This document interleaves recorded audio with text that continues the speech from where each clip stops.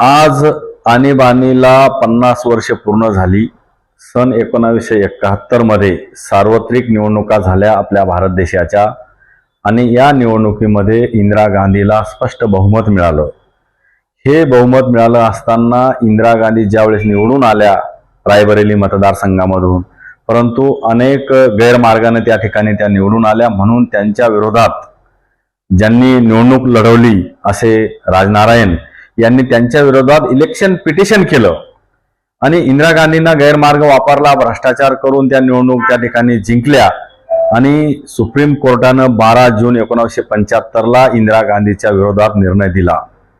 त्यानंतर हे जे काही बहुमत त्यांना प्राप्त झालं होतं, ह्या बहुमताच्या जोरावर इंदिरा गांधींनी पुन्हा एकदा या आणीबाणी त्या आपल्या देशामध्ये 25 जूनला रात्री आपल्या देशामध्ये लागू केली.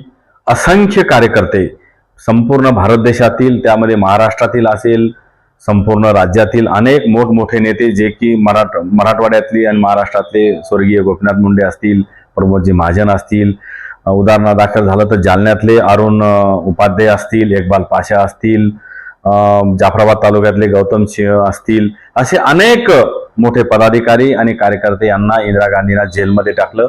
सुमारे 21 महिने ते त्या जेल त्यांनी त्या मिसाबंदीच्या काळामध्ये भोगला आणि म्हणून हा देशातला, आपल्या भारत देशातला हा 25 जूनची रात्र म्हणजे काळा दिवस ठरला गेला.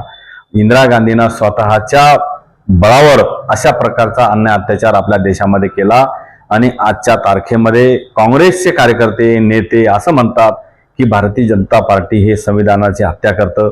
खरी हत्या करण्याची सुरुवात ही स्वर्गीय इंदिरा गांधी यांनी केलेली आहे. राहुल गांधीच्या आजींनी त्या ठिकाणी 1975ला 25 जून 1975ला आपल्या भारत देशाचं डॉक्टर बाबासाहेब आंबेडकरांनी लिहिलेलं संविधान, त्या संविधानाची चिरफाड केली आणि त्या संविधानाची हत्या केली असं म्हणलं तरी वावगं त्या ठिकाणी ठरणार नाही.